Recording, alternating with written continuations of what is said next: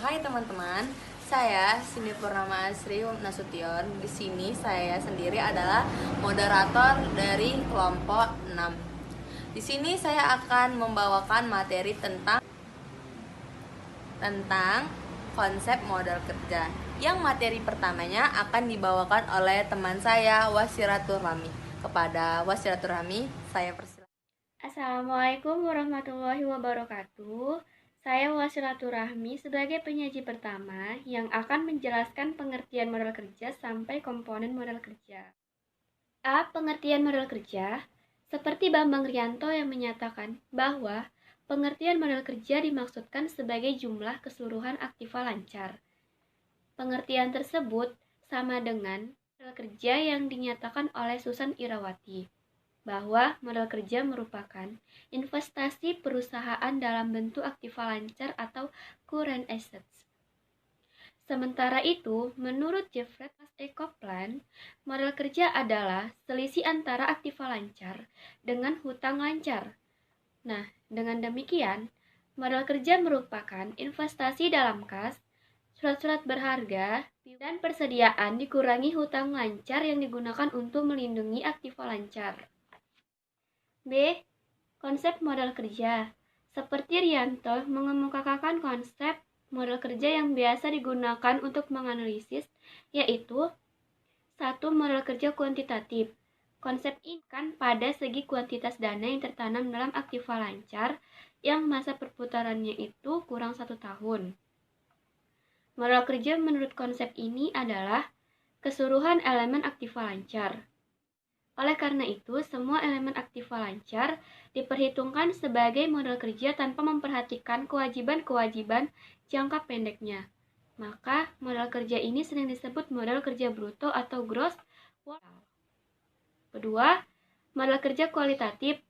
Pada konsep ini, modal kerja bukan semua aktiva lancar, tetapi telah mempertimbangkan kewajiban-kewajiban yang segera harus dibayar. C. Jenis-jenis modal kerja. Menurut Ale Taylor dalam Rianto yang menyatakan bahwa modal kerja bisa dikelompokkan ke dalam 2 jenis sebagai berikut. Pertama, modal kerja permanen. Modal kerja permanen ini adalah modal kerja yang selalu harus ada dalam perusahaan agar dapat menjalankan kegiatannya untuk memenuhi kebutuhan konsumen. Modal kerja permanen dibagi menjadi 2 macam, yaitu 1. Modal kerja primer dan yang kedua modal kerja normal.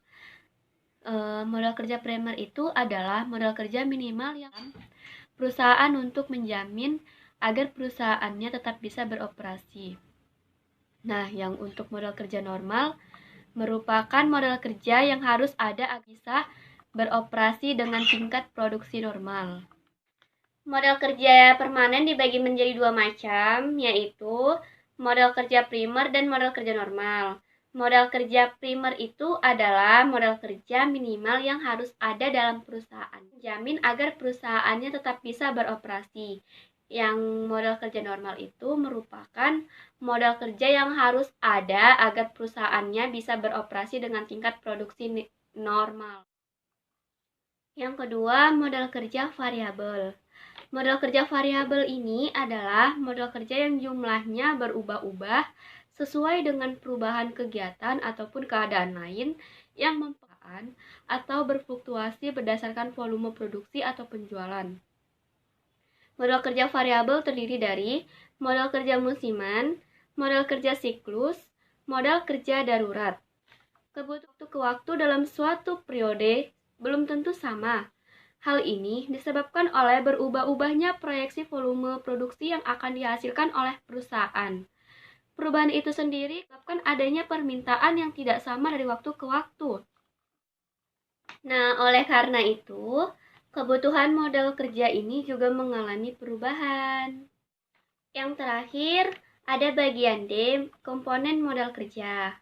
Modal kerja yang dibahas di sini adalah modal kerja dalam konsep kualitatif, yaitu modal kerja neto atau net working yang merupakan kelebihan antara aktiva lancar di atas utang lancarnya.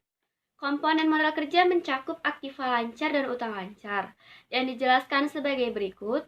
Aktiva lancar seperti Bapak Munawir menyatakan, pengertian aktiva lancar sebagai berikut. Aktiva lancar adalah uang lainnya yang dapat diharapkan untuk dicairkan atau ditukarkan menjadi uang tunai, dijual atau dikonsumsi dalam periode berikut, paling lama 1 tahun, atau dalam perputaran kegiatan perusahaan yang termasuk dalam aktiva lancar itu adalah yang pertama, kas, yang kedua, investasi jangka pendek, yang ketiga, wesel tagih, yang keempat, piutang dagang. Nah, yang kelima itu ada penghasilan yang akan masih diterima. Yang keenam itu ada persediaan barang. Yang ketujuh, biaya yang dibayar di muka atau prepaid. Selanjutnya, hutang lancar. Seperti Bapak Munawir mengemukakan pengertian hutang lancar sebagai berikut. Hutang lancar atau hutang jangka pendek adalah kewajiban keuangan perusahaan yang pelunasannya akan dilakukan dalam jangka pendek atau 1 tahun sejak tanggal neraca dengan menggunakan aktiva lancar yang dimiliki oleh perusahaan. Hutang lancar merupakan kewajiban perusahaan kepada pihak lain yang harus dipenuhi waktu kurang dari 1 tahun atau utang yang jatuh temponya masuk siklus akuntansi yang sedang berjalan. Yang termasuk hutang lancar itu adalah sebagai berikut. Nah, yang pertama itu ada wesel bayar atau notes payable. Wesel bayar itu adalah promise tertulis dari perusahaan untuk membayar sejumlah uang atau perintah pihak lain pada tanggal tertentu yang akan datang. Itu dimaksud dengan utang wesel. Nah, yang B itu ada hutang dagang atau account payable. Utang dagang adalah semua pinjaman yang timbul karena pembelian barang-barang dagangan atau jasa secara kredit. Pinjaman dikembalikan dalam waktu 1 tahun atau kurang. Jangka waktu operasi perusahaan yang normal. Yang bagian C, penghasilan yang ditangguhkan atau deferred revenue. Penghasilan yang diterima terlebih dahulu merupakan penghasilan yang sebenarnya yang belum menjadi hak perusahaan. Nah, yang bagian terakhir itu ada hutang dividen atau dividen payable. Hutang dividen merupakan bagian laba perusahaan yang diberikan sebagai dividen kepada pemegang saham. Belum dibayarkan ketika neraca itu disusun. Hutang pajak atau tax payable, beban pajak perseroan yang belum dibayarkan pada waktu neraca disusun. Kewajiban yang masih harus dipenuhi atau kewajiban yang timbul karena jasa-jasa yang diberikan kepada perusahaan selama jangka waktu tertentu, tetapi pembayarannya belum dilakukan, misalnya itu seperti upah, sewa, pensiun, dan lain-lain. Assalamualaikum warahmatullahi wabarakatuh. Saya Rida Anisah dari kelompok 6 ingin menjelaskan tentang faktor-faktor yang mempengaruhi tentang jumlah modal kerja, pentingnya modal kerja yang cukup, sumber modal kerja, dan penentuan besarnya modal kerja. Baiklah, yang pertama saya akan menjelaskan faktor-faktor yang mempengaruhi modal kerja. Untuk menentukan jumlah modal kerja yang dianggap cukup oleh perusahaan bukanlah hal yang mudah, karena modal kerja yang dibutuhkan oleh suatu perusahaan tergantung atau dipengaruhi oleh beberapa faktor sebagai berikut, yaitu yang pertama, sifat yang tipe dari perusahaan. Yang kedua, waktu yang dibutuhkan untuk diproduksi atau memperoleh suatu barang. Yang ketiga, syarat pembelian barang atau bahan dagangan. 4. Syarat dagangan, tingkat perputaran persediaan. Selanjutnya, pentingnya modal kerja yang cukup. Menurut Munawir, manfaat lain dari tersedianya modal kerja yang cukup adalah sebagai berikut, yaitu melindungi perusahaan dari akibat buruk berupa turunnya nilai aktiva lancar. Yang kedua, memungkinkan perusahaan untuk melunasi kewajiban-kewajiban dalam jangka pendek atau tepat pada waktunya. Yang ketiga, memungkinkan perusahaan atau dapat membeli barang dengan nilai atau dengan tunai sehingga dapat mendapatkan keuntungan berupa potongan harga. Yang keempat, menjamin perusahaan berupa kredit standing. Yang kelima, mengikuti persediaan dalam jumlah yang cukup. Yang keenam, memungkinkan perusahaan yang dapat memberikan syarat kredit yang menguntungkan pada pelanggan. Oke, selanjutnya yaitu ada sumber modal kerja yang menurut Munawir itu sendiri menyatakan bahwa pada umumnya sumber modal kerja suatu perusahaan dapat berasal dari hasil operasi perusahaan, keuntungan dari penjual surat-surat berharga atau investasi jangka pendek, penjualan aktiva tidak lancar, dan penjualan saham atau obligasi. Oke, selanjutnya penentuan besarnya kebutuhan modal kerja yaitu terbagi menjadi 2 faktor, yaitu yang pertama periode yang terkaitnya modal kerja, yang artinya keseluruhan atau jumlah periode yang memiliki jangka waktu pembelian kredit lama, pembelian bahan mentah di gudang, dan yang kedua pengeluaran kas rata-rata setiap hari, yaitu jumlah pengeluaran kas rata-rata setiap hari untuk keperluan bahan mentah atau bahan pembantu, pembayaran upah, dan lain-lain. Sekian dari penjelasan saya. Assalamualaikum warahmatullahi wabarakatuh. Di sini saya akan menjelaskan kelanjutan dari materi manfaat manajemen modal kerja. Yang pertama yaitu melindungi perusahaan terhadap krisis modal kerja karena turunnya nilai dari aktiva lancar. Yang kedua yaitu memungkinkan untuk dapat membayar semua kewajiban-kewajiban tepat pada waktunya. Yang ketiga yaitu menjamin dimilikinya kredit standing perusahaan semakin besar dan memungkinkan bagi perusahaan untuk dapat menghadapi bahaya-bahaya atau kesulitan keuangan yang mungkin terjadi. Yang keempat yaitu memungkinkan untuk memiliki persediaan dalam jumlah yang cukup untuk melayani konsumen.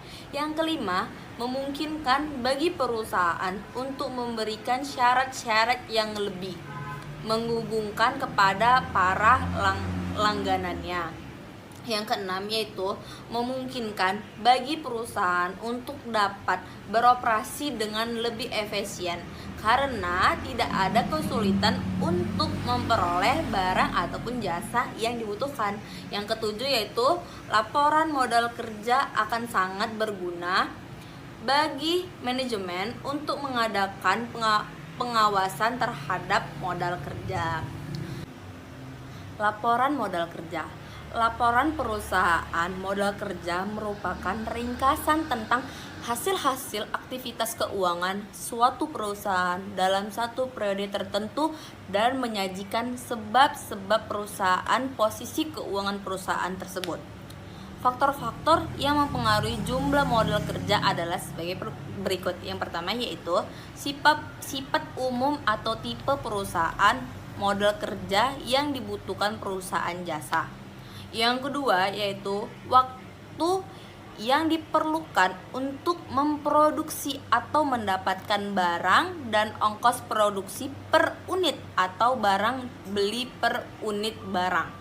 Yang ketiga yaitu syarat pembelian dan penjualan atau syarat kredit pembelian barang dengan atau bahan baku akan mempengaruhi besar kecilnya modal kerja. Yang keempat yaitu tingkat perputaran persediaan atau semakin sering persediaan diganti atau dibeli dan dijual kembali, maka kebutuhan modal kerja yang ditambahkan dalam bentuk persediaan atau barang akan semakin rendah.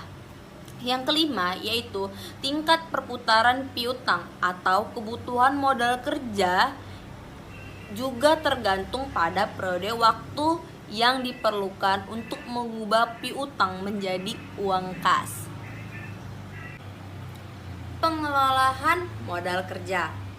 Pengelolaan modal kerja dipengaruhi oleh elemen-elemen dalam modal kerja, diantaranya yaitu yang pertama, kas merupakan bentuk aktiva yang paling liquid yang bisa digunakan segera untuk memenuhi kewajiban finansial perusahaan. Yang kedua, yaitu piutang merupakan penjualan secara kredit yang bertujuan untuk meningkatkan atau mencegah penurunan penjualan. Yang ketiga, yaitu persediaan. Nah, persediaan dalam hal ini adalah perusahaan akan menanggung biaya penyimpanan, biaya asuransi, dan biaya-biaya lainnya yang semua itu akan memperkecil atau meningkatkan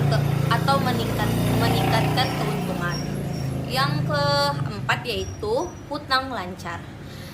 Hutang lancar merupakan cash outflow yang terdiri dari hutang-hutang jangka pendek seperti hutang wasel, hutang perniagaan, dan hutang-hutang pada bank lainnya. Penentuan besarnya keuntungan modal kerja. Besar kecilnya modal kerja tergantung dari dua faktor. Yang pertama yaitu periode perputaran atau periode terikat pada modal kerja. Yang kedua yaitu merupakan keseluruhan atau jumlah dari periode yang meliputi jangka waktu memberikan kredit beli, lama penyimpanan bahan mentah di gudang lainnya. Di gudang, lamanya proses produksi, lamanya barang yang disimpan di gudang, jika waktu penerimaan piutang.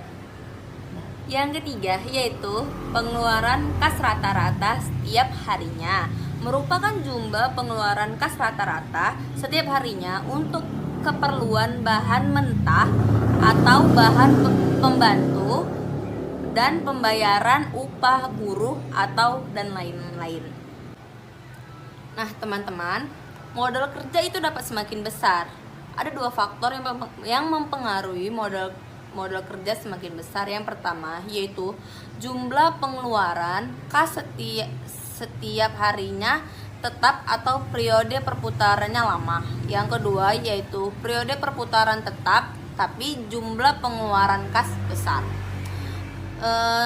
Kami kelompok 6 telah memberikan beberapa contoh soal, itu ada di makalah kami yang telah kami kirim. Silakan lihat makalah kami untuk lebih jelasnya. Nah, kesimpulan yang bisa diambil dari video pembelajaran ini yaitu modal kerja merupakan aspek penting dalam manajemen pembelajaran perusahaan. Apabila perusahaan tidak dapat mempertahankan tingkat modal kerja yang memuaskan, maka kemungkinan perusahaan berada dalam keadaan insolvent atau tidak mampu membayar kewajiban-kewajiban yang sudah jatuh tempo, dan bahkan mungkin terpaksa harus likuidasi atau bangkrut. Dalam perusahaan atau badan-badan usaha, salah satu penanaman modal kerja adalah menjamin konstituensi perusahaan yang menyangkut penggunaan modal, sehingga dapat menentukan modal kerja yang cukup. Perusahaan dihadapkan pada masalah seberapa besar tingkat efisiensi dan efektivitas penggunaan modal kerja yang harus dikelola perusahaan. Nah, demikian hasil pemaparan materi yang telah kami kelompok 6 lakukan. Mohon maaf jika ada salah-salah kata ataupun salah-salah kalimat yang terdapat di dalam video kami. Kami di sini sama-sama belajar dan sama-sama memiliki kekurangan, karena kesempurnaan hanyalah milik Allah semata. Baik teman-teman, terima kasih karena telah menonton video kami. Jangan lupa di like, di komen, juga dibagikan ke semua orang agar materi kami ini dapat membantu orang-orang. Mohon maaf atas salah-salah kata. Saya selaku moderator dari kelompok 6 mohon mundur diri. Assalamualaikum warahmatullahi wabarakatuh. Bye-bye. Assalamualaikum warahmatullahi wabarakatuh. Bye-bye.